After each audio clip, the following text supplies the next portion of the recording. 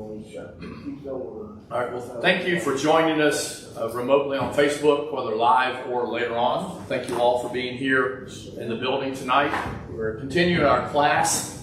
It's one of my favorite classes because this is probably the one topic that, again, I don't think I can get any arguments thrown at me because I'm simply explaining why I believe. If you want to disagree, that's entirely up to you, but it's hard to argue with, well, no, you don't believe that because you don't have any idea what I believe. So that's what I'm trying to explain. And my hope is that we will share the video, those of us that are here and those that watch, please consider sharing, because we just don't know who may be struggling.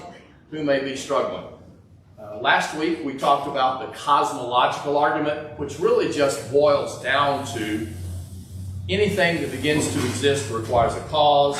The universe began to exist, therefore the universe requires a cause. And since the universe is all things related to time and space, the cause cannot be something within time and space. And so whatever this cause is has to be non-physical and not bound by time. Otherwise, it would be creating itself within what it doesn't work. So that's what last week was, shifting gears entirely this week to what I would call here, what's often called the moral argument. The moral argument. I'm going to go through several iterations of the moral argument, but then I want us to talk about consequences of the basic choice that's at issue here. So here we go. The argument here proposes the existence of a being, whatever that means in this context, that is the embodiment of the ultimate good, the source of good and the source of objective moral values and moral experience in the world. Objective is the key word there.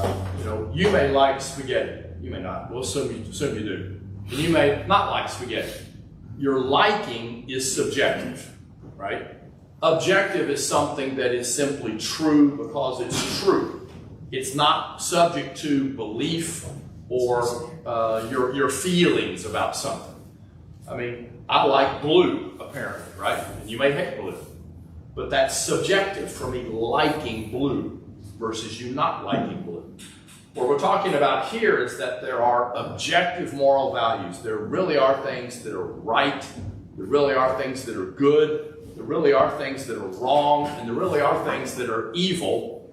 Whether you happen to believe in them or not does not remove the fact that there are things that are good and there are things that are not good.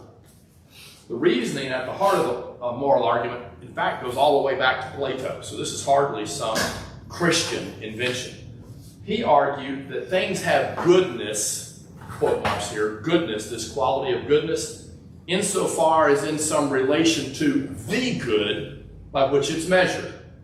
We do this all the time. If you think, what's the most impressive picture, the ultimate painting in the world that's ever existed?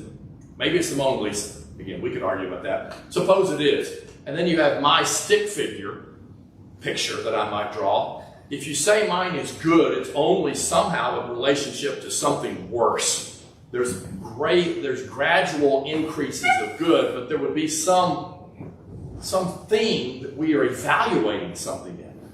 You can do that with the most handsome man in the world. And how handsome are you compared to this most handsome guy? You have to have in your vision Fabio, or whoever used to be on the cover of all the romance novels, right?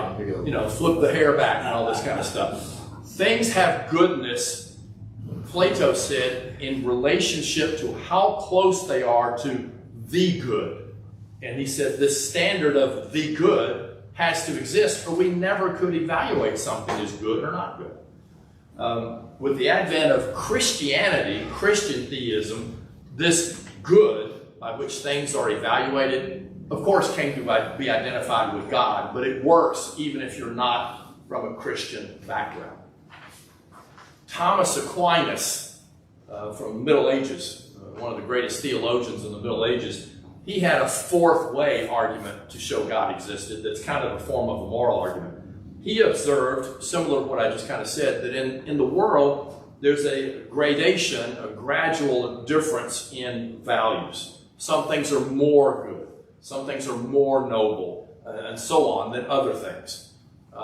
You know, I could serve you some slop. I could throw stuff in, whatever it is, into a big pot and just stir the thing up, put it on the plate, and you say, well, hopefully it's not going to poison me, compared to going to a restaurant where you're paying $100 for something. And they bring you the little sprig on the top, and it's about 1 inch square. You might think that is a lot more good, more noble, more perfectly prepared than my one pot meal that I put together. Phil? Yeah, the word gradation of values. Gradual plus minus. Think about going from dark to light. You can have a dark gray, a medium gray, a light gray, and kind of in between. A less, you know, think about the paint store. Think about a paint store. That's what I envision when I think about from evil to good. There are steps. There are steps between white to a dark blue, a black. And so the way you evaluate these steps is in relationship to pure white or pure black. Are you saying that's what he thought, or that's what you think? Now, I think of the paint store. He wasn't thinking of the paint store. That's what Aquinas. The gradation of values, is that what he thought? That's what he thought. That's what Aquinas thought. Well, I think it too, but I think it because I read Aquinas and agreed with it. So that doesn't, in your mind, doesn't imply a lessening of values as we know of a man's values and morals and. Well, think about somebody that's honest 100% of the time versus somebody that's honest 90% of the time, 80% of the time, 70% of the time, someone who never says anything true. There might be a gradual string in honesty. I would argue you don't want to be a liar at all, but you know you could reline things up all the time and classify them. And so just like in a paint store between white and black, you're going to have.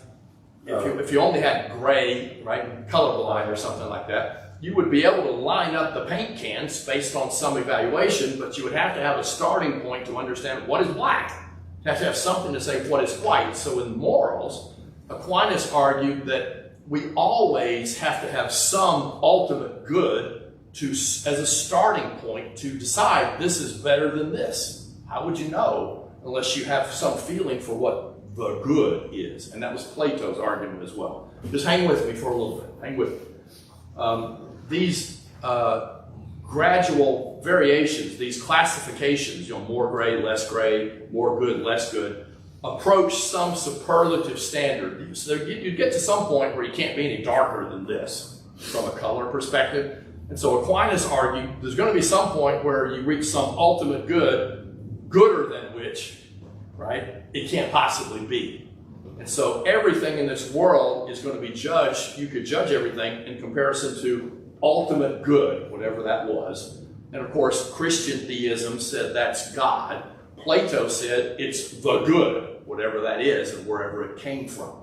But even Plato understood there had to be the good out there to evaluate whether somebody is gooder, right, than another person. I know I'm misusing English. I'm not worried about that. So what Aquinas said is that there has to exist some ultimate good that even if we don't see it, we know it's there because we use it in our evaluations. We've got it in our minds in our evaluation of comparative good versus not good. There are some things I am good at, some things I'm not good at, right? I'm evaluating that by the guy I see on the Home and Garden channel who walks into a house and things just fly back into perfect, pristine order, as opposed to me going in there making it worse. Nobody hires me to do anything, so in terms of a plumber, I am not nearly as good as others. But there's got to be Mr. Plumber out there, right? The perfect plumber. We can envision some plumber gooder than which, better than which, it would be impossible to be. And so those are kind of low-end kind of comparisons, but in terms of moral good, Plato and Aquinas said there has to be some ultimate good that we are comparing things to as we put things in order of more good or less good. So he believed whatever possessed a property more fully than anything else caused that property to be in other things. So this ultimate good, it had all the good that's possible. It's that ultimate good, right? The complete black over here. he would say whatever possessed that ultimate good more than anything else was actually what caused good to appear in other things. Now, I can jump to a Christian theistic viewpoint of that and think that's our conscience and all that other kind of stuff. I'm trying to avoid doing that. But Aquinas said the source of this ultimate good that we are comparing things to is what is reflected in the good that we see in things in the world. Some have more of that good than others, and so that's why you can arrange the blocks and get from really, really perfect over here to almost perfect, right? Like mama or something like that. That's what we would probably think and do. All the way over here to, the brother who's always messing with you or something like that. Therefore, what Aquinas said is there's some being, some source of the cause of this existence of goodness, moral goodness. And this has more of this, more perfection, more good than any other possible being. And of course, he called that God. But it's still unidentified in our discussion. It's still unidentified in our discussion. Here's the formal argument. You remember the syllogism. We had this last week. Here's the formal argument. Moral obligation is a fact. We are really, truly, objectively obligated to do good and not do evil. Now, we get off the rails real quick if somebody says that's not true. Because if you deny this, then everything is subjective. And I want to come back and talk about that. I will point out, this will date me a little bit, but the Seinfeld TV show, the series finale ends with the cast of Seinfeld going to jail. Do you remember why? Anybody remember why? Bobby Box. I don't know what that means, but why'd they go to jail? They made fun of a fat kid or a fat guy. Nope. They didn't help somebody. Yeah. They didn't help somebody in a traffic accident, and so they got arrested and put in jail because of the Good Samaritan law. In the series finale for Seinfeld, the state of, I don't know if it's Massachusetts or somewhere, said you are obligated to help this person. And they put him in jail because they did not help this person. He was getting mugged. And so because you didn't help this person, you're going to jail. That was an obligation under the laws of Massachusetts that you had to help somebody. Okay? And so it's funny, that was hardly a religious show, and that's Massachusetts is not, the state's not our source of religion or moral goodness necessarily, but they, in that show, put them in jail because they did not do good. So they said, you are obligated to help. So most of us really tend to think this way. If you have an opportunity to do good and you don't do it, it's a bad thing. And I want to come back to, I disagree with this, because if somebody's going to disagree with the argument, they'll object to this, and there are consequences to that, which I do want to talk about. Okay? The second statement says, and this one I think is true, either the atheistic view of reality is correct or the theistic view. I mean, either the view where God exists or God doesn't exist, one of those two should reflect reality. I can't think of a third one. A theistic view. There's something beyond us outside of time and space that exists, or there's not. And so then the question is, it says the atheistic view is incompatible with moral obligation. And I want to talk about that too. Okay? Where would moral obligation come from? And obligation does not mean, you really should be nice to your brother. That's not what I'm talking about. You must be nice to your brother. You must be good. It's an obligation, and it's objective. It's not, I feel like I ought to be nice, right? It's a requirement. You must do good. And so if the atheistic view is incompatible with the existence of moral obligation, and if moral obligation exists, then theistic view of reality has to be correct. That's the formal argument. So where would the objections be to this? Number one, somebody objects to moral obligation being a fact, or they would object with the atheistic view being incompatible with objective moral values. So let's talk about this a little bit. All right? The statement that moral obligation is a fact is saying we are really, truly, objectively obligated to do good and avoid evil. This is not something that we got together in this room and said, it'd be a good idea if we were all nice to each other. It exists whether we want to follow this obligation or not, okay? It does not mean that we simply can find people around who claim to feel like they should be nice or feel responsible to do nice things. I mean, my neighbor, I'm thinking of one neighbor in particular in my neighborhood, that they're not religious, but they're a nice person. You know, I think if I fell down on the sidewalk and I was like, and I'm bleeding and, crying out, I think they'd come out and help me. I don't think they'd come out with a shovel and put me out of my misery. Okay? I mean, they're nice, but why, right? I can find people who choose to be nice. That's not the same thing as saying that you are supposed to be nice, you must be nice. It's an obligation. I'm obligated to pay my taxes, and if I don't, I get in trouble, right? The government comes looking for me. It's an obligation. Doing good, being moral, is an obligation. It also doesn't mean that there are not people who felt obligated to do things, clothing the naked or avoiding others, right? Killing people. You can find people that felt that way, but that's not the point, that you can find people who, I really shouldn't kill people, or I really should clothe people who need clothing. You can find people for both of those. The fact that somebody thinks that way doesn't mean it's objective. They may have decided that way, they may have been raised that way. There's a difference in feeling a certain way and being obligated to be that way. The first premise is claiming a lot more than that. It is claiming that we human beings are truly obligated. We must do good. And that our duties arise from the way things are in the universe, not from our desires. Well, I feel better when I help people. You ever heard somebody say that? Right? That's not objective. That's subjective. Because I might feel better if I kept my money in my pocket.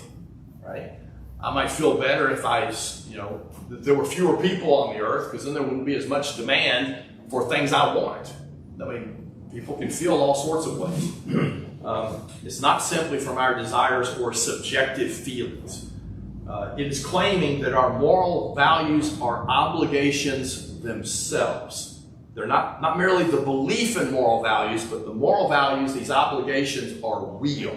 And they exist independently of whether I believe in them or not. Okay? Now, given the fact of moral obligation, the question comes up. Does the picture of the world that's presented to us from an atheistic view fit that? I'm going to argue no. Now, why? Because if we take the view from an atheistic viewpoint, and if you're thinking no God, the only real explanation for why anything is here is going to be evolution.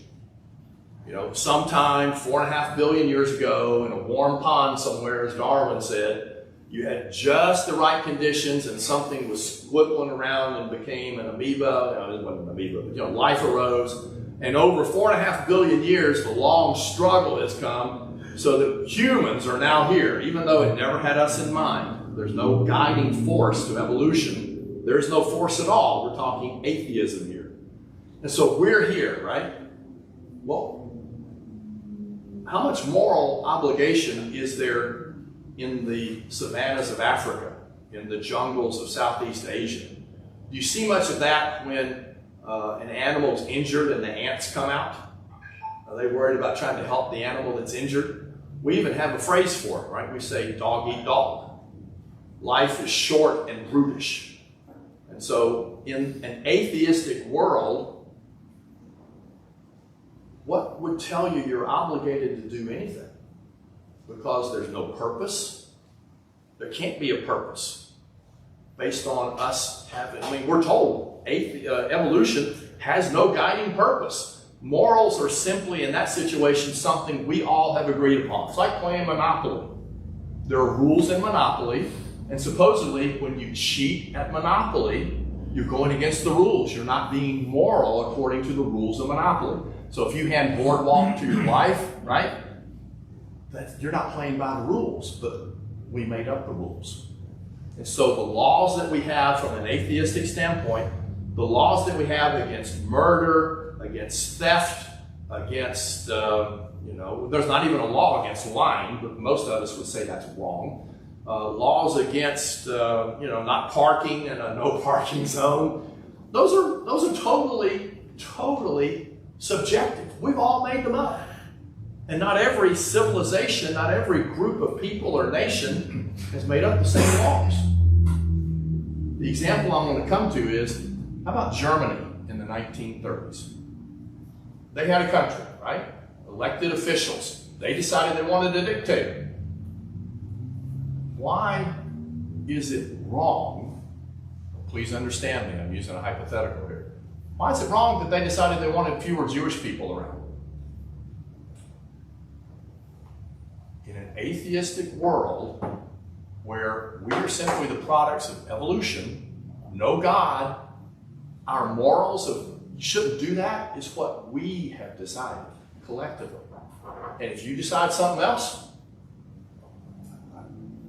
I can't speak to that. And yet, how many people would really say, no, it was okay for the Jewish people to be killed off like that? That's what they decided to do. Do you want that kind of person as your neighbor? No, I don't.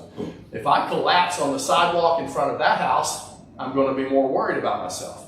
Now again, it's impossible to have something be truly right or truly wrong if we've made up the rules. 10,000 years from now, will the rules be the same? It'd be whatever they decided to make them up. It'll be whatever we decided to make them up, right? That's true. Now I saw a question. Well, they decided their moral law, They did. and we decided ours, and But we put people on trial and put them to death for crimes against humanity. Is it possible to have a crime against humanity when their government decided what was good for them? I mean, did Hitler, it was good for him, so it wasn't wrong. He just, hey, he wanted to kill Jewish people, so who am I to say that was wrong? You have to go to where you can't say anything was wrong. That's the problem. That's going to be the basic problem here. well, but to me, my question is, how, and I think this is part of your argument, is what our country's laws have decided is the moral right was decided by our country. That's And true. the people who live there, just like Germany's were decided. I So mean, we decided that the world decided, right, that it was wrong so much that we went to war and we put people to death for exterminating people. I just watched there's a recent movie that came out, Zone of interest. Zone of Interest, and they're just living their lives and you hear people shouting and being shot in the background and all this kind of stuff. So, I mean, it's part of the Noahic covenant. well, you can't go to the Bible yet. We're not talking about going to the Bible. But there's something in every one of us. Again, though, I'm not going to disagree with you, but that's the point is, if God does not exist, you cannot have anything be truly objectively right or wrong. It's all a matter of convention. It's monopoly rules. And the monopoly rules are different than when I'm playing sorry or when I'm playing trouble. And so, let me get to an example. I've got a horrific example that I make up because I want to make up the most horrific possible picture in your mind, because there will always be something. I can always come to something that somebody will say, that should never happen. And my answer is why? Tell me why. You know it should never happen. Why? If the atheistic worldview really describes where we are, I'm going to argue there's nothing is forbidden. Can't be. Unless you want to be the bully and get the government to come whoop on me, right? All we have for right and wrong is the bully power of a majority of people who've agreed these are the rules we want to play by. But we're just playing. So stay with me. Atheists always tell us, and I'm not dogging on atheists here, evolution, this is the evolutionary way, tell us that we are the product of motion of matter, molecules moving, mutations, recombinations of DNA. I mean, that's where it came from. There's no guiding force. There's no goal in mind. It's all pure random chance insofar as combinations improve the ability to reproduce. Survival of the fittest just means having more offspring. That's all it means. It's not something where intelligence was necessarily what was in mind. There was no mind for evolution.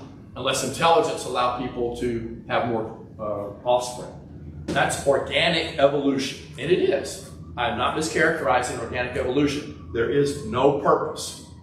We are the products, this is a quote from, probably wrong guy, Niles Eldridge, evolutionist from the mid-20th century. We are the product of blind choices that did not have us in mind. We just happen to be here. There's no purpose. There's no goal to evolution. Evolution did not try to bring man about. We're simply here like giraffes were, like dinosaurs were, like the giant fish in the sea from way back there. So we should take them at their word. If they want to tell us there's no purpose in evolution, there is no, the atheistic worldview is correct, then in what exactly is there any moral good grounded? Where are you getting this, you shouldn't do that, without it coming simply from my preference, my subjective viewpoint? Moral obligation can hardly be rooted in some purposeless motion of matter, because that's all we are. And you see that some evolutionary psychologists will explain there's nothing really wrong with rape, because all the genes in the person are really trying to do is spread their seed, and that's a sign of success. Do you really want evolutionary psychologists excusing rape because it's a way of trying to propagate the species? Is rape wrong? Why? If I'm strong enough, that's a scary world, but there can be nothing that is actually wrong or really actually right based on atheistic evolution. You can't have it. You cannot have it. It's just we have decided, so we're going to gang up and whoop up on somebody who does X, Y, or Z because we have decided we don't like it. 50 years from now, society says, well, no, that's okay. We'll quit whooping up on them. But that's subjective. That is subjective. So hang in there. Let me skip over this. I'm not really worried about that now. I really don't want that either.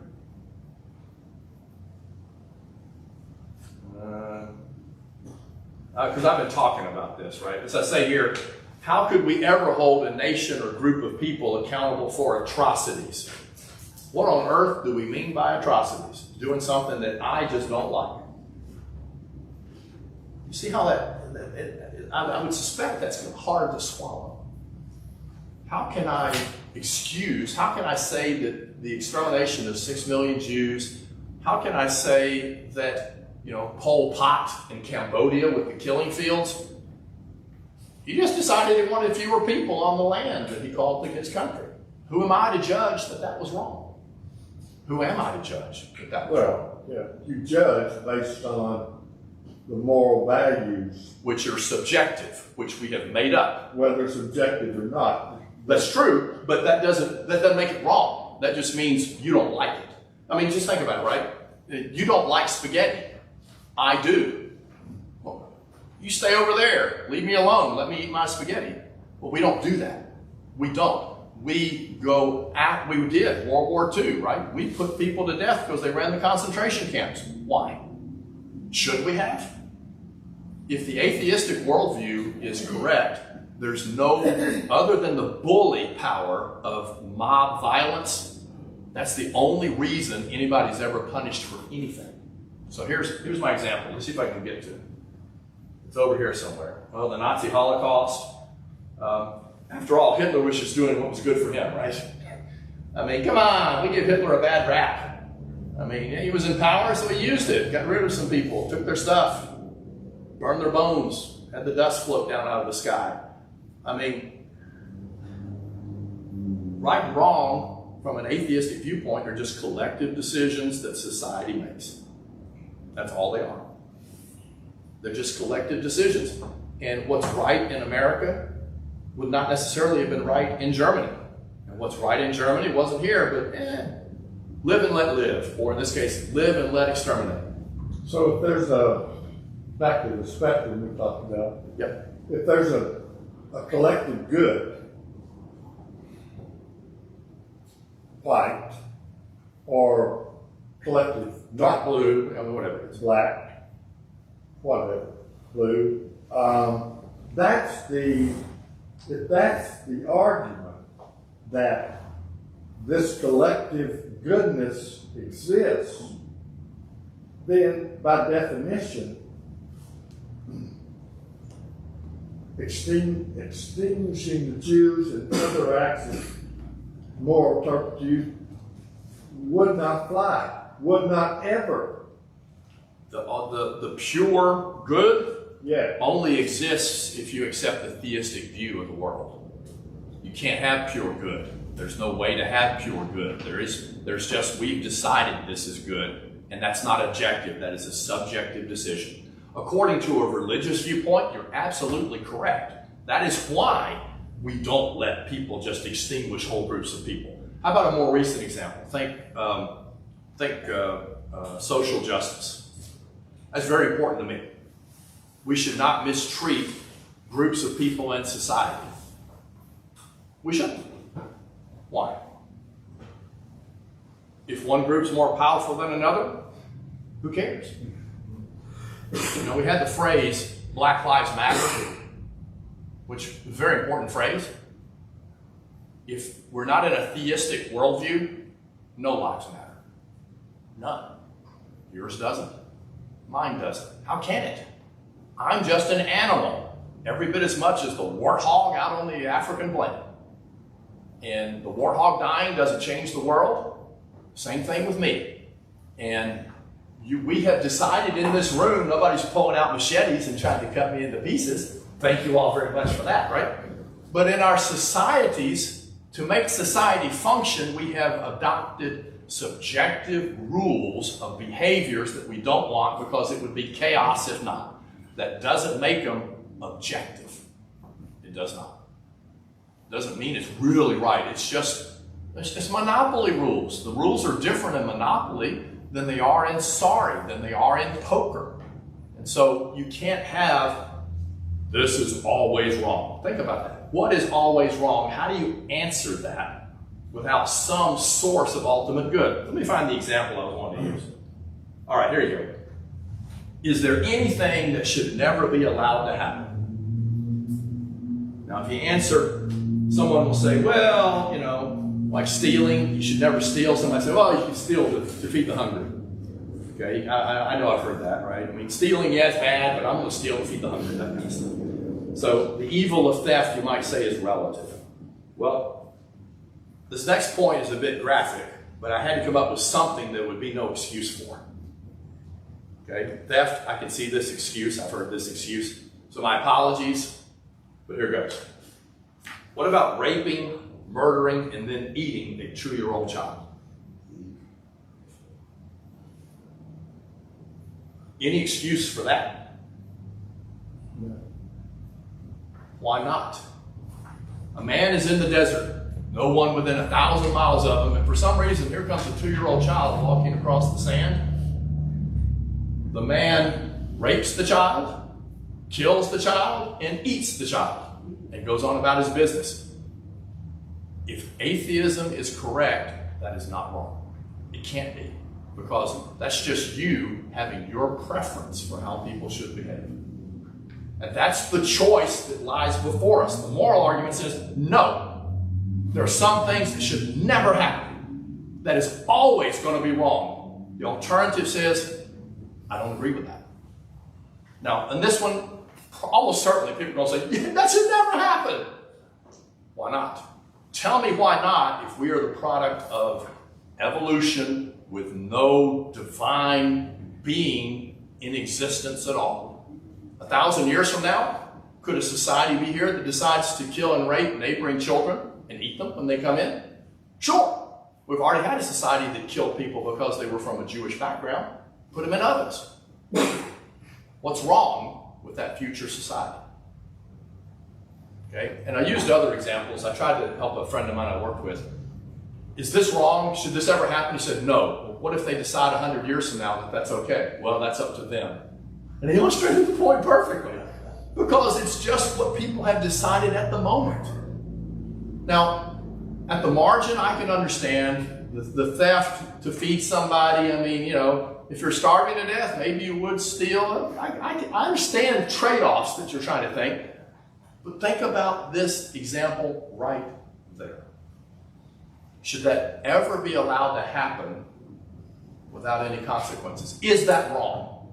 And if you don't think it is, right, I may go somewhere else next week. And seriously, I mean, this is about as graphic as I can imagine. I told you it was graphic. I can't think of much more graphic than this. I really can't. Why? Okay? Why is it wrong? Why is that wrong? I got this. Why can't we bring in the Bible? Why can't we bring in the scriptures to better get an understanding of why this is wrong, why that is wrong? I'm gonna pick on Dina. I should have said your name. The answer is don't say the names out loud. But if she's like, the Bible's a bunch of hooey, I'm trying to convince her that you have to have something or else nothing is wrong. I mean, I understand going to that, right? And I would once we got to that point. But this is okay for this guy to have done unless there's something divine. And that's a hard pill to swallow. There's no way out of it. If somebody says, I've got them, really, right? If they say that should never be allowed to happen, my battle's half over. There's a corollary to this too, right? Why is this wrong? We decided you shouldn't kill, rape, and eat children. We just decided that's the rule of the monopoly game by which we're living. 1,000 years from now, if they decide to change the rules, this isn't wrong anymore. If it's not wrong then and it's wrong now, it was never completely wrong. It was never absolutely wrong because it's okay to have happen 1,000 years from now in that situation that I'm throwing out there. In an atheistic world, 1,000 years from now, if they decide this is okay, it's proven the point.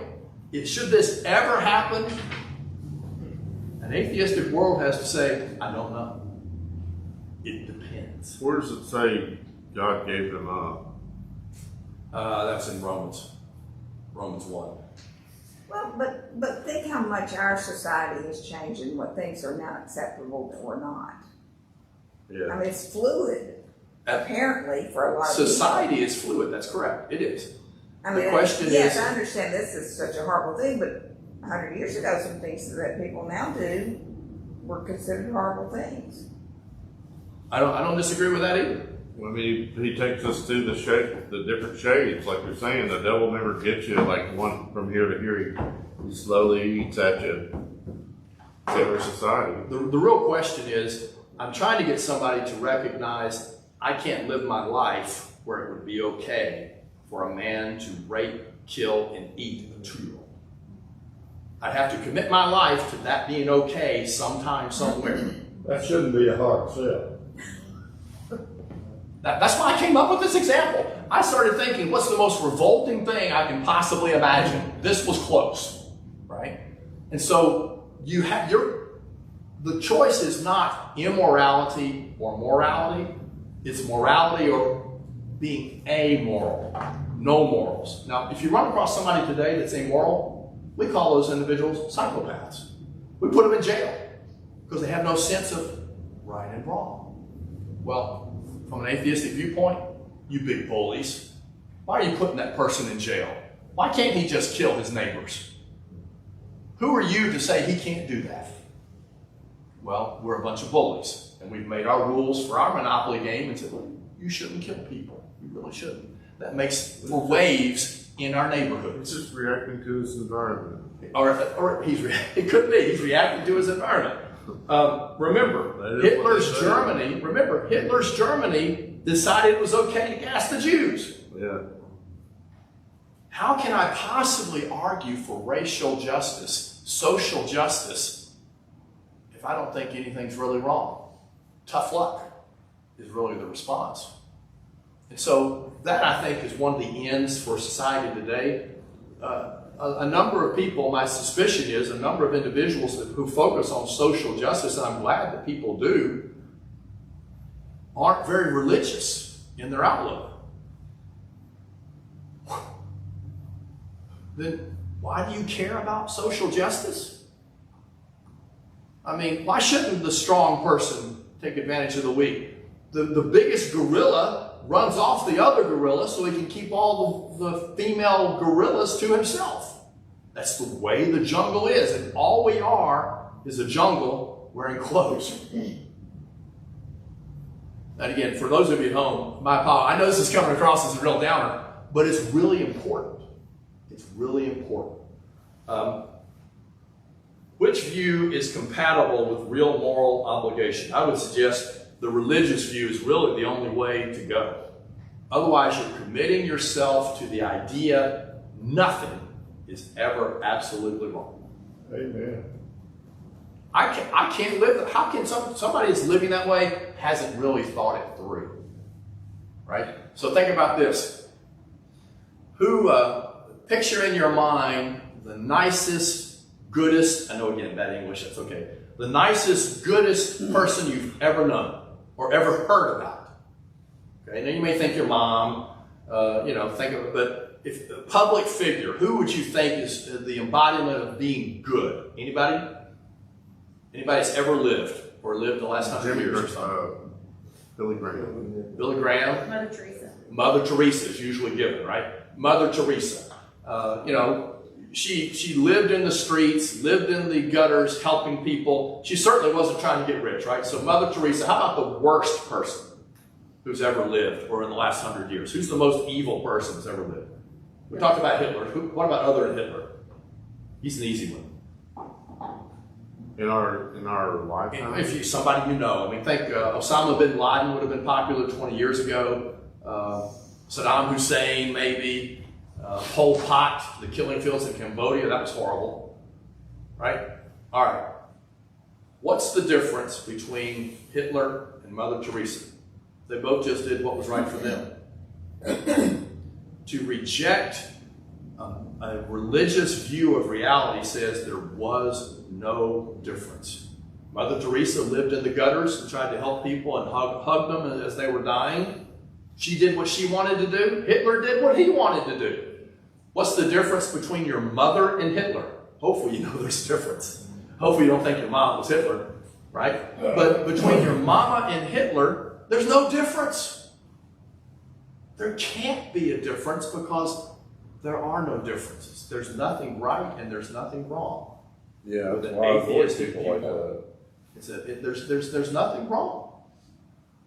And so, at the root of it, I said before, this is the strongest reason why I believe.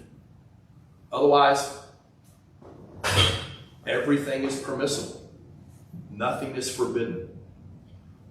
And again, there's all sorts of horrible examples you could come up with. But again, think about the man raping, killing, and eating the 2-year-old. Suppose he did that 100 times a day, his whole life. He did what was good for him. You have to have that viewpoint. You cannot say, well, that offends me. Well, okay, maybe it does. But it isn't wrong because there is nothing wrong, truly wrong. Never should happen wrong. And there's nothing that's truly good either in an atheistic worldview. The problem with the atheist type people, the people. No. Let's don't do that. I'm not ready to criticize atheist type people. I'm saying I think people who reject a religious view haven't thought this through. So I don't want to get into that yet, especially since we're recording. I don't want to do that. I'm not trying to smack atheist people. I want to get somebody who says, I don't think there's a God, to realize, okay, here's the consequences of that. You can't say Hitler was evil. Well, you say it, but somebody that says he's okay is fine. Think about the divisions in our society, right? We had some Hitler people, I don't know whether they were really meaning it or just doing it, walking the streets of downtown. So what? In an atheistic worldview. He did a lot of good for Germany. The trains ran on time. He just killed 6 million Jewish people. He did what was right for him. Nobody is consistently subjective. Eventually you'll get to somebody that says, no, that should never happen. That should never happen. Regardless of disagreements we might have on other things, and as you point out, some things change. Go to the extreme, okay? Should this ever be allowed to happen? If you can get a no, what does that say about the atheistic worldview? What does that say about rejecting morality? Now let's turn it a different way. Let's argue backward. Okay? Let's skip over that. This is all in the handout. Hold on. Just 1 second. Let's talk about the argument for God from the existence of evil. Does evil exist in the world? Yes. What does evil mean? I know you're going to switch. If you don't like yes, what's it going to be? If somebody says, I don't believe in God because of all the evil in the world. Yes, that's a common thing. I know it's a common thing, but they don't realize they must believe in God. They have to believe in God. They just don't realize it yet. I had a friend of mine who I believe lost his faith because of suffering.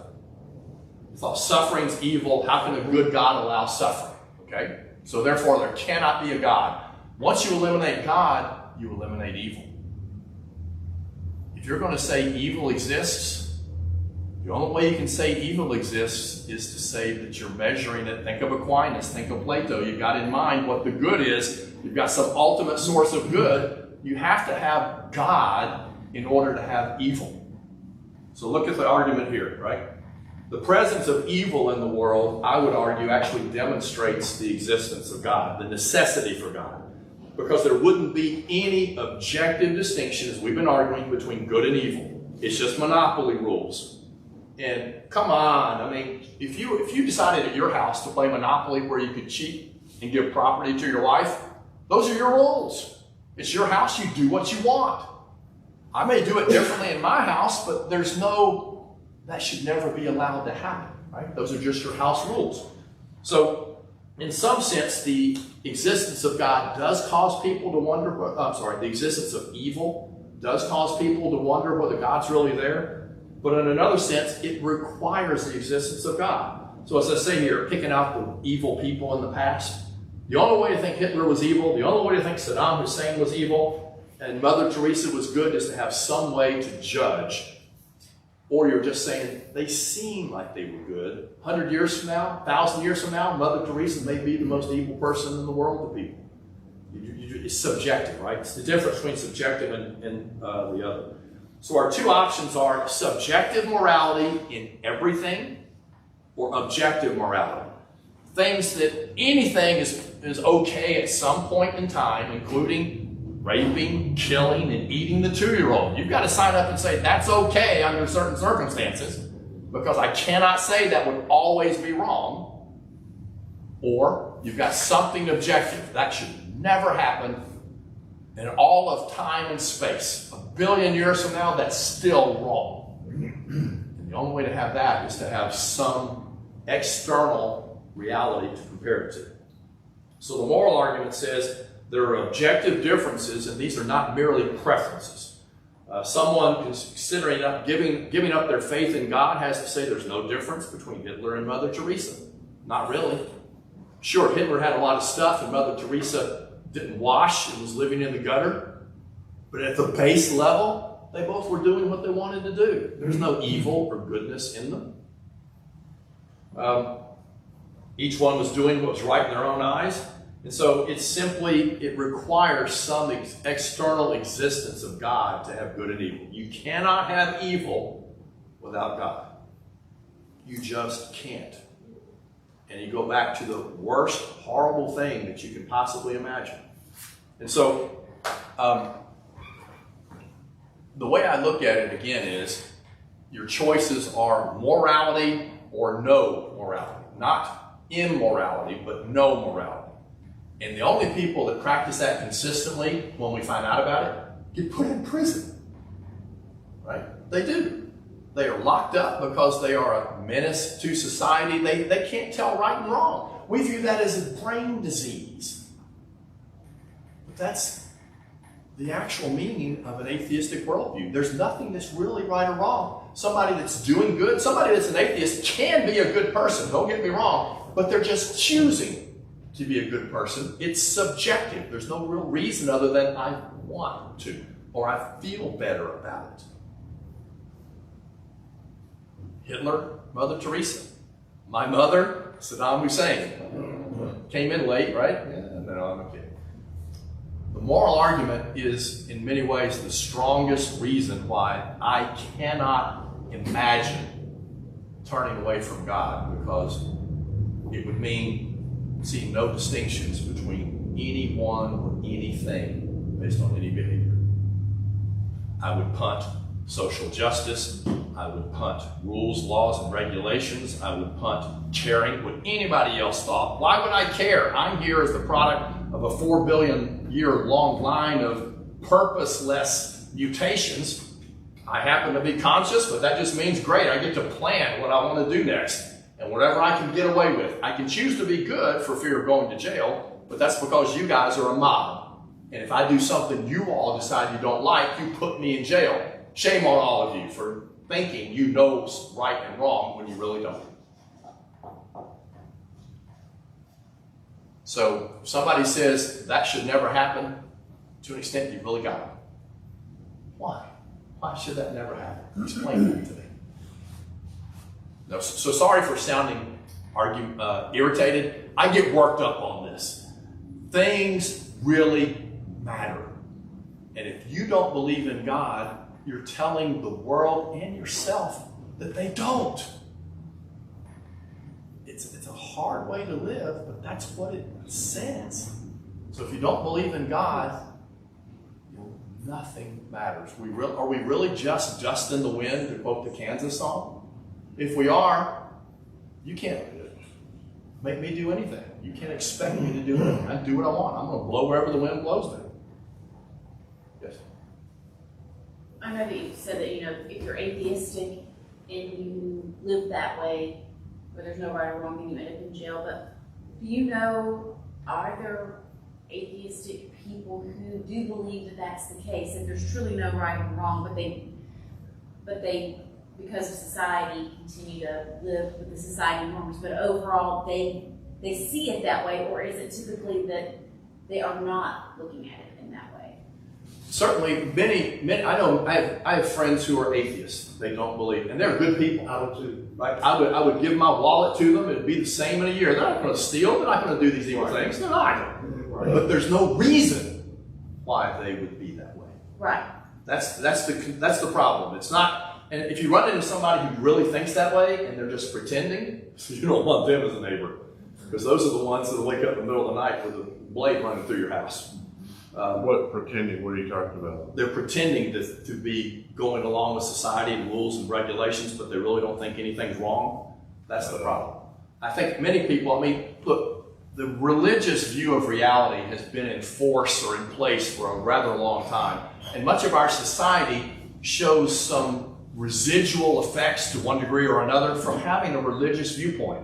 Why do we have laws against various things? In part because of the Judeo-Christian heritage, at least here and broadly in the world. Islam has its own rules and regulations about laws and morality. And even in the Eastern religions of Hinduism and Buddhism, if you want to escape samsara, you need to behave in certain ways or you're going to get reincarnated in a worse position. So society has always had these rules to try to say, don't. But these days, we've got people who are not religious at all, and there's no foundation for any don't. None. It's just a collective choice that we've all agreed it's the monopoly rules in the house. So if you happen to be a non-believer, I do love you. I know I've got some friends. I do love you very much. I'd love to talk to you because I just don't see how it's possible to say that should never happen. There's really nothing evil and there's nothing good. My mom did what was right for her. Hitler did what was right for him. No difference between them because they are just the products of blind evolution and mutations over billions of years. And there's no purpose to anything. It's just dust in the wind. Thank you for joining us. I'm going to ask Brett, if you don't mind, to lead our closing prayer. Come join us again next week. We'll talk about the argument from design next week. Dear Lord, thank you for letting us be here tonight. Thank you for letting us study how you have made a difference in our lives and our societies. Lord, please help us to always use love and logic to teach people about you and to lead people to you. Thank you for our inner good that you've given us. Thank you for your Holy Spirit. Keep us safe and bring us back together Sunday. In Jesus' name, amen. See you next week.